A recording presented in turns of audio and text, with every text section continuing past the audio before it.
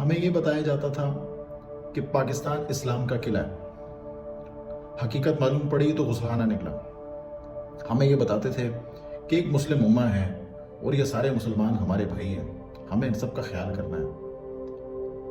جب ہوش سنبھالا تو امت نام کا صرف پاکستان میں ایک اخبار تھا, جبکہ پاکستان سے باہر نکلے تو امت نام کی کسی چیز کا دور دور تک کوئی نام و نشان نہ تھا. اور جن کو کہا گیا تھا یہ آپ کے بھائی ہیں, وہ ہمارے کفیل نکلے. ان کے اپنے ہاتھوں تیل نکل آیا, مگر باقی انہوں نے ہمارا تیل نکال لیا. یعنی آدھی ترقی انہوں نے اپنے تیل نکلنے پہ کی اور آدھی ترقی انہوں نے ہمارا تیل نکال کے کی.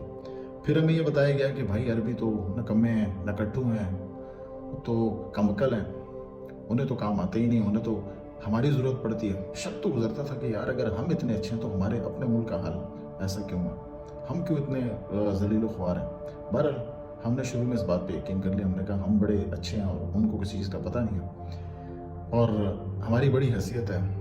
جب کچھ وقت گزرا تو احساس ہوا کہ واقعی وہ انسان تھے اور انہیں ہم جیسے گدھوں اور گھوڑوں کی ضرورت تھی, تاکہ جو تھوڑے بہت مشقت والے کام تھے وہ ہم سے کرواتے. انہوں نے اپنا وقت بچایا, پیسہ بچایا اور اس کو ایسی جگہ صرف کیا کہ آج وہ یورپ سے کہیں زیادہ ترقی یافتہ ہے. اور ان کی کمکلی اور نکٹو پن کا یہ حال ہے کہ آج ہم عقل مند لوگ ان کو کہہ رہے ہیں کہ جی آپ آ کے ہمارا ایئرپورٹ سنبھال لیں, آپ ہماری بندرگاہیں سنبھال لیں.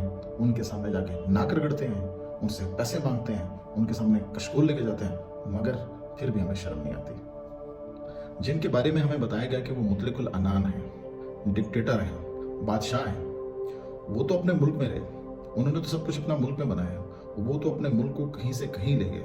ان کے ملکوں کی ترقی دیکھیں آپ. اور جن کے بارے میں کہا گیا تھا کہ ہم بڑے جمہوری ہیں, تو ان کے بچے جمہوروں نے جو کارنامے دکھائے ہیں وہ آج آپ کے سامنے ہیں. چڑیاں تک نچوڑ کے انہوں نے لندن اور دبئی اور نیو یارک میں اپنی جائیدادیں بنا لی.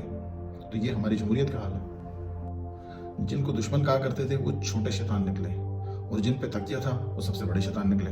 2 قومی نظریہ سے چلے تھے ہم, اور 4 قومیں بنا کر اب اس کی 10 قومیں بنا کر وہی ڈیوائڈ اینڈ رول پالیسی کر رہے ہیں. جس طرح پہلے گورا ہمیں تقسیم کر کے ہمارے اوپر حکمران تھا, اس کے بعد کالاب ہمیں تقسیم کر کے ہمارے اوپر حکمران ہے.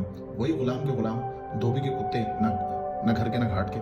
فوج کا یہ حال ہے کہ پچھلے 30 سال سے روزانہ 2-4 فوجی مر رہے ہیں, اور ان کو سمجھ نہیں آ رہا ہمارا دشمن کون ہے. اور وہ بھی ملک کے اندر لڑائی ہو رہی ہے, ملک کے باہر لڑائی نہیں ہو رہی. پتہ ہی نہیں چل رہا کون ہمارا دشمن ہے, کون لات مار رہا ہے, کون گھونسا مار رہا ہے. جو مرضی کیے جا رہے ہیں, روزانہ 2-4 لاشیں اٹھائے جا رہے ہیں, جسے ہم کہتے ہیں دنیا کی بہترین فوج ہے. جبکہ دنیا کی بہترین انٹیلیجنس ایجنسی کا یہ حال ہے کہ واقعہ ہونے کے مہینوں بعد تک بھی ان کو یہ نہیں معلوم پڑتا کہ واقعہ ہوا کیسے. پورا ملک معمہ سے بھرا پڑا ہے. لیاقت علی خان سے لے کر آج تک کروڑوں واقعات ہو گئے, کچھ نہیں پتا چلا کہ وہ دنیا کی بہترین انٹیلیجنس ایجنسی کہاں ہے اور وہ کیا کام کر رہی ہے. اور وہ بھی ملک کے اندر اس کا یہ حال ہے. گتھم گتھا ہے ملک کے اندر, ملک کے باہر تو دور کی بات رہی. ایٹم بم بنا لیا ہے, مگر دفاع کے خرچات دن بدن بڑھتے جا رہے ہیں. بتایا تو یہ گیا تھا کہ بھائی ہمارا ایٹم بم بن گیا, اب ہمارا دفاع مضبوط ہے. تو بھائی اب آپ کے خرچات کیوں بڑھ رہے ہیں؟ کچھ سمجھ نہیں آ رہی اس ملک میں کیا ہو رہا ہے. سیاستدان پاگل کتوں کی طرح ایک دوسرے کو کاٹ رہے ہیں, لوگوں کا خون اور ہڈیاں نوچ نوچ کے کھا رہے ہیں, اور لوگ مردہ اداروں کا گوشت کھائے جا رہے ہیں. یعنی پورا ملک ہی نشان عبرت بنا. سرمایہ کار, صنعت کار لنگوٹ اٹھائے ادھر ادھر بھاگ رہے ہیں. ان کی حالت کچھ ایسی ہے کہ بھاگتے بھاگتے ہو گئی گم, ایک کی چونچ ایک کی دم. جس قوم نے دشمن کے بچوں کو پڑھانا تھا, اس کی حالت یہ کہ اپنے بچے کو نہلانے کے لیے بھی پانی. ٹوٹی پھوٹی عدالت, بکے ہوئے جج, اگر کوئی ایک آدھ فیصلہ دے بھی دیتے ہیں تو اسے ماننے والا کوئی نہیں. قانون اسمبلی جس کا کام قانون کا تحفظ کرنا تھا, وہی روزانہ قانون توڑے جا رہی ہے. یعنی ملک کے اندر کوئی چیز بھی سلامت نہیں ہے. میڈیا اپنی مائیں بہنیں بیچ چکا, اپنا ایمان بیچ چکا. جدھر ہڈی ڈالی ادھر کے ہو. جو شخص اشتہاری ہے, مجرم ہے, وہ میڈیا کے اوپر جانوروں کی طرف بھونکا ہے. ہر طرف میڈیا اسے دکھا رہا ہے, وہ ہر طرف اس کے بھونکنے کی آوازیں آ رہی ہیں. جبکہ جو شخص ملک کے اندر ہے, جو سارے ظلم برداشت کر رہا ہے, جو مقابلہ کر رہا ہے, جو حب الوطنی کا ثبوت دے رہا ہے, جو غیرت کا ثبوت دے رہا ہے, وہ بینڈ ہے.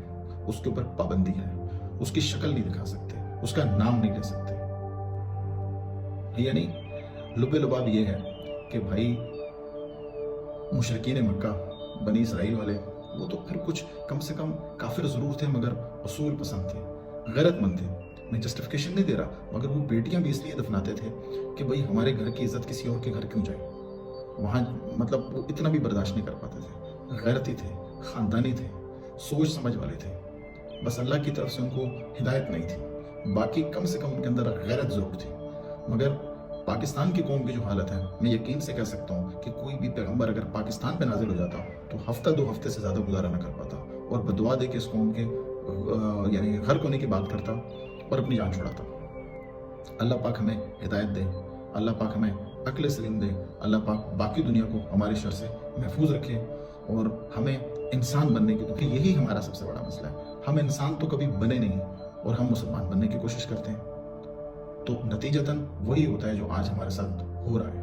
ہم دنیا میں ایک عبرت کا نشان بن چکے ہیں، ہم آنے والی تاریخ اور موجودہ تاریخ ہمیں ایک بدترین قوم میں شمار کرے گی۔ بہرحال اگر اللہ ہدایت دے دے، اللہ ہمیں عقل سلیم دے دے تو حالت بدل بھی سکتی ہے۔ اس اچھے کی دعا کے ساتھ، اس اچھے کی امید کے ساتھ میں اختتام کرتا ہوں۔ اللہ حافظ۔